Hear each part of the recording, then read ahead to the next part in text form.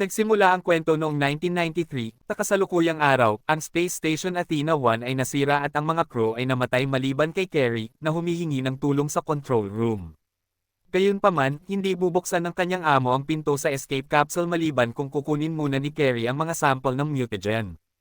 Takot ngunit desperado na mabuhay, si Carrie ay kinuha ang 3 sample, ngunit sa kasamaang palad ay nakita siya ng malaking daga. Lumalabas na ang isang eksperimento ay mali at lumikha ng isang napakalaking mutated na daga at palapit ito kay Carrie. Ang astronaut ay nagmamadaling umalis at nakapasok siya sa kapsula ng ligtas. Umalis si Carrie at pinapanood ang pagsabog ng istasyon, ngunit sa kasamaang palad ay nabasag ang bintana ng kapsul, kaya sumabog ito at namatay si Carrie habang ang mga piraso ay nahuhulog sa Earth. Maya-maya sa San Diego Wildlife Sanctuary, ang primatologist na si Davis at kanyang kaibigan na si Nelson at 2 bagong empleyado sa bakuran ng Gorilla. Ang pinakabagong miyembro na si Pavo ay medyo agresibo at iniistorbo ang mga babaeng Gorilla, kaya gumamit si Davis ng sign language para pakalmayan siya. Sa sandaling iyon, nagpakita ang matalik na kaibigan ni Davis na si George, naging agresibo si Pavo nang makita ito. Natakot ang isa sa mga empleyado at sinubukang tumakas, kaya sinundan siya ni Pavo at itinulak siya sa sahig. Ngunit bago mangyari ang anumang bagay, pinigilan ni George at tinakot si Pavo. Nang natapos na ito, nagpalitan ng mga biro sina George at Davis sa pamamagitan ng sign language, at ipinaalala ni Davis kay George na si Pavo ay parte na ng pamilya kaya dapat din siyang protektahan. Nang humingi si Davis ng fist bump, nag-middle finger si George. Pagkatapos, sinubukan ng isa sa mga empleyado na yayain si Davis lumabas, ngunit tinanggihan niya ito, at tinukso siya ni Nelson dahil mas gusto niya ang mga hayop kaysa sa mga tao. Noong gabi, bumagsak sa Earth ang 3 mutagen canister na galing sa pagsabog. Ang isa ay bumagsak sa sanctuary at binugaha si George ng laman nito. Ang pangalawa ay nakarating sa kagubatan at natagpuan ng isang lobo, habang ang pangatlo ay nahulog sa ilog at ito ay nilamon ng isang buwaya. Kinabukasan, dumating si Davis sa santuwaryo at nakarinig ng masamang balita mula kay Nelson, hindi pangkaraniwang pag-uugali ni George at pumasok siya sa kulungan, kung saan siya pumatay ng oso. Nang suriin ni Davis si George, natuklasan niya na ang Gorilla ay nasugatan din ng oso. Malungkot si George, at inamin niyang nagkamali siya at humingi ng paumanhin, ngunit ang pinakamalaking pagkabigla ay lumaki si George. Tinisiyasat ng koponan ni Davis ang lugar at nang makita nila ang canister, nagpasya si Davis na panatilihin ito para sa pagsasaliksik. Nang maglaon, pinag-aralan niya ang bloodwork ni George at sa tingin niya ay wala itong saysay dahil may nakamamatay na konsentrasyon ng growth hormone na dapat ay agad na pumatay kay George. Iniisip ni Nelson na dapat ibaba si George, ngunit tumanggi si Davis. Samantala, nag-aaway ang magkapatid na Brett at Claire. Ang kanilang kumpanyang Energyne ang nasa likod ng pananaliksik ng mutagen, at galit na galit si Brett sa lahat ng perang nawala sa kanila nang sumabog ang istasyon. Gayunpaman, masaya si Claire sa mga resulta dahil kinumpirma ng mutated rat na matagumpay ang eksperimento ng Project Rampage. Mayroon din siyang pag-asa para sa pag-unlad dahil may ulat mula sa Meteor Society na nagpapakita ng lokasyon ng isa sa mga canister, kaya kinuha niya si Burke at ang pribadong militar upang kunin ito. Ang koponan ni Burke ay naglakbay sa kagubatan at natuklasan na ang canister ay nasira at nawalan ng laman, at nakakita ng mga lobo na patay, na sinabi nila kay Claire. Napagtanto niya na ang lobo ay nagmutate, kaya inutusan niya si Burke na hulihin ang hayop. Sa lungsod, pinanood ni Kate ang balita at nalaman ang tungkol sa trahedya sa Aten 1 at ang pag-atake ni George sa oso. Dahil isa siyang dating Energyne scientist, nagmamadaling pumunta sa santuwaryo, kung saan sinabi niya kay Davis na ang canister na nakita niya ay isang sample na ginawa niya. Si Davis ay nag-iingat sa kanya, ngunit sinimula ni Kate na banggitin ang lahat ng mga sintomas na pinagdadaanan ni George upang patunayan na siya ay mapagkakatiwalaan at ang tanging makakapagpagaling kay George. Lumalabas na ang mutagen ay nag-e-edit ng DNA ni George sa pamamagitan ng paghahalo sa DNA mula sa iba pang mga hayop, na nagiging sanhi ng mabilis niyang paglaki at pagiging mas agresibo. Biglang nagalit si George at sinimulang hampasin ang hola hanggang sa masira niya ito at makatakas. Pagkatapos ay nagsimula siyang lumusab sa santuwaryo at nagkalat ng kaguluhan sa mga bisita, at sinisira ang mga sasakyan gamit ang kanyang mga kamao. Agad na dumating ang pulis at naghanda para barilin siya, ngunit pinigilan ni Davis at pinakalma si George gamit ang sign language. Ibinaba ng mga pulis ang kanilang mga baril, ngunit isang sniper sa isang helicopter ang bumaril at pinatumba si George gamit ang tranquilizer darts.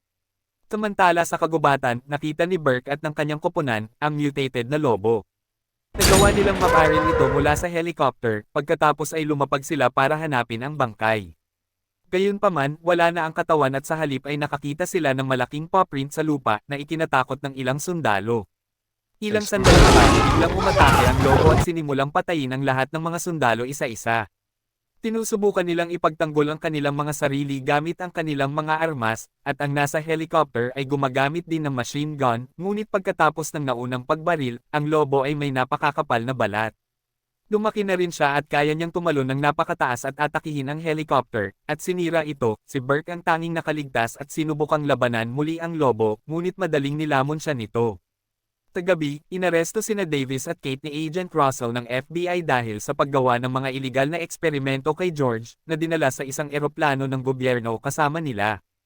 Nang makita ni Davis si George sa hola, napansin niyang naghihilom na ang kanyang mga sugat.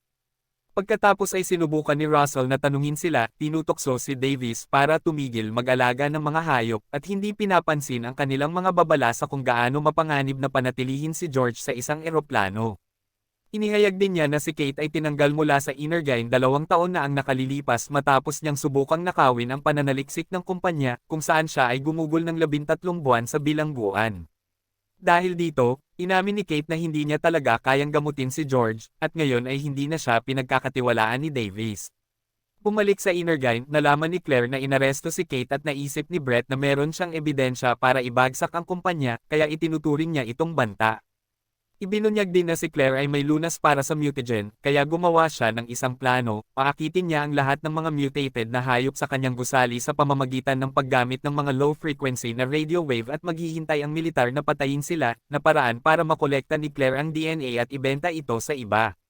Hindi niya inaalala si Kate dahil sigurado siyang mapapatay ni George ang lahat ng nasa eroplano. Nang iyon ni Claire ang device, agad na huminto ang lobo sa pagwasak sa mga sasakyan at nagsimulang tumakbo patungo sa lungsod. Nararamdaman din ito mutated crocodile. Sa eroplano, si George ay dapat tulog, ngunit nagpagising ito at galit na galit. Tinisira niya ang hola at sinimulang wasakin ang lahat ng nakapaligid sa kanya, inihagis ang mga tao sa paligid na parang wala lang. Tinimulan siyang barilin ng mga gwardya ngunit walang epekto, at nang subukang barilin siya ni Russell, mabilis siyang itinumba ni George. Tinubukan ni Davis na makipag-usap sa kanya, ngunit sa sandaling iyon ay nagsimulang bumaril muli ang isa pang sundalo, na muling nagpagalit kay George. Ang isang bala ay tumama sa isang kahon ng mga pampasabog na sumabog at sumire sa turbine ng eroplano, na naging dahilan upang magsimula itong bumagsak. Habang si George ay naipit sa dingding ng isang cart, si Davis ay nagmamadaling maglagay ng mga parachute sa kanyang sarili, Kate, at Russell, at nagtagumpay silang tumalon mula sa eroplano bago ito bumagsak kasama si George sa loob nito. Gayunpaman nang lumapag sila at suriin ang lugar, hindi nila nakita ang bangkay ni George. Gayunpaman, mayroong isang trail sa damuhan na nagpapahiwatig na nakaligtas si George at papunta na rin siya sa lungsod. Sa Energyne, galit na galit si Claire na marinig na nakaligtas si Kate sa pagbagsak ng eroplano nang dumating ang FBI upang alisin ang lahat ng nasaliksik at mga talaan ng kumpanya. Tinusubukang linisin ang kanyang pangalan, sinabi ni Claire sa mga ahente na si Kate ang nasa likod ng lahat ng kaguluhang dulot ng mga hayop. Bumalik kay Davis, sinubukan niyang iwanan si Kate dahil pagod na siyang nakikita ang pinakamasama sa sangkatauhan, at marami na siyang nakilala nung panahon ng digmaan.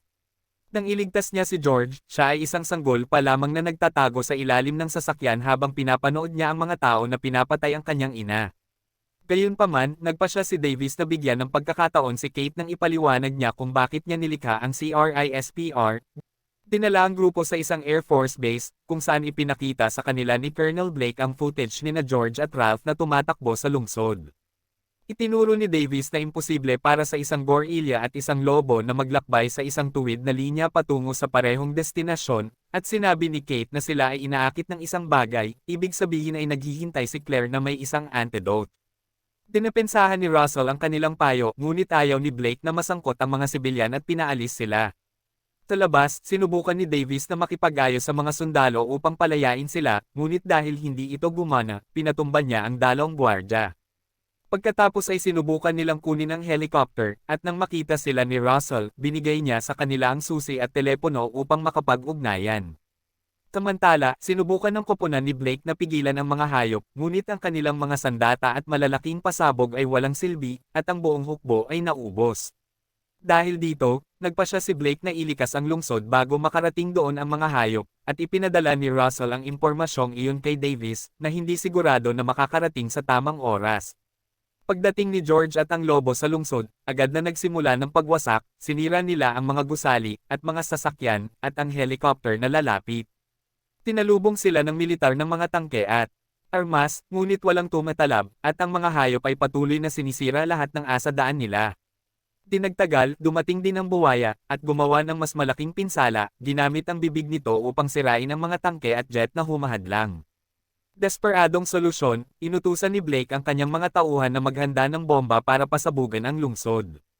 Tinubukan ni Russell na baguhin ang kanyang isip, ipinaliwanag na sina Davis at Kate ay papunta na para kunin ang antidote, ngunit hindi sila pinagkakatiwalaan ni Blake pagkatapos nilang nakawin ang helicopter, at pinaalis si Russell. Sa sandaling iyon ay nakuha ni Russell ang resulta ng ebidensya na natagpuan sa kumpanya. Habang palipad ang jet na may bomba, nakarating sina Davis at Kate sa Energyne at kumuha ng 3 vial ng antidote. Gayunpaman, nakita sila ni Claire sa mga security camera at dumating upang pigilan sila, na ipinapaliwanag na ang antidote ay pipigil sa pagsalakay ngunit pananatilihin ang laki ng mga hayop. Pagkatapos ay kinuha niya ang mga vial mula kay Kate at binaril si Davis, na natamba at nawala ng malay. Pagkatapos ay dinala ni Claire si Kate bilang isang hostage at sinama siya sa taas, ngunit bago sila makatakas gamit ang helicopter, dumating si George sa tuktok ng gusali at sinira ang helicopter. Ito rin ay halos pumatay kay Kate, ngunit sa sandaling iyon ay dumating si Davis at niligtas siya habang ipinapaliwanag niya na ang bala ay hindi tumama sa anumang mahalagang bahagi ng katawan. Habang sinisira ni George ang antena na nagpapadala ng signal, ipinahayag ni Kate na nagawa niyang itago ang isa sa mga vial, upang mailigtas pa rin nila si George. Tinubukan ni Claire na harapin muli ang dalawa, kaya ginamit ni Kate ang pagkakataong ilagay ang antidote sa kanyang bag bago siya sinuntok at tinawag ni Davis ang kanyang kaibigan. Lumapit si George at sinunggaban si Kate para kainin siya, kasama ang vial. Samantala, sinusubukan ni Brett na tumakas, dala ang computer at isang daga. Nakita siya ni Russell sa ground floor, at kinuha ng ahente ang mga dala niya kapalit ng papalaya sa kanya sa halip na arestuhin siya. Gayunpaman, nang makalabas si Brett, bigla siyang nahulogan ng tipak ng pader. Sa labas, ang buwaya at lobo ay sinisira ang gusali. Sina Davis at Kate ay sumakay sa sirang helicopter bago pa man gumuho ang gusali, na naging sanhi ng pagbagsak ng helicopter, ligtas ang dalawa. Pagkatapos ay napansin ni Davis na marami pang sibilyan sa paligid, at sa wakas ay bumuti na ang pakiramdam ni George. Naglalaban ng buwaya at lobo, kaya sinabihan ni Davis si Kate na hanapin si Russell habang hinahanda ang sarili at sumama sa pakikipaglaban kay George. Nagpagulong-gulong ang mga hayop at nagpalitan ng hampas, ngunit sa huli napatay ng buwaya ang lobo sa pamamagitan ng pagkagat sa leeg. Ngayon ay si George laban sa buwaya, ngunit tila si George ay nahihirapan dito, kaya't si Davis ay naghagis ng mga granada sa likod ng buwaya. Sa kasamaang palad ang buwaya ay napakalakas at ang mga granada ay hindi umepekto. Mabilis na nakabawi ang buwaya at itinapon si George sa isang gusali, na naging sanhi ng pagtusok ng bakal sa dibdib nito. Pagkatapos ay sinubukan ng buwaya na lumapit para tapusin siya, ngunit si Davis ay binaril siya gamit ang helicopter upang makagambala sa buwaya, at sinimulang lumapit kay Davis, na halos patayin siya. Gayunpaman, tinangal ni George ang steel bar at tumalon upang saksakin ang buwaya sa mata, sa wakas ay natapos ang laban. Inabutan ni Kate si Russell at sinabi sa kanya ang tungkol sa antidote, at tumawag kay Blake para sabihin ito. Napanood ni Blake ang mga nangyari at nagpasyang i-abort ang airstrike mission.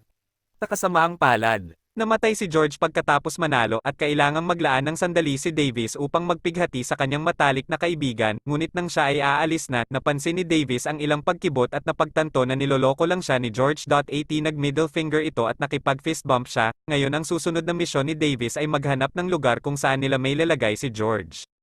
At doon na nagtatapos ang kwento. Sana ay nagustuhan nyo, at kung gusto nyo ng mga ganito klase ng content, subscribe na at i-ring nyo na din ang notification bell para ma-update kayo sa mga susunod pa na storya ni Potato Recaps. Thank you guys for watching.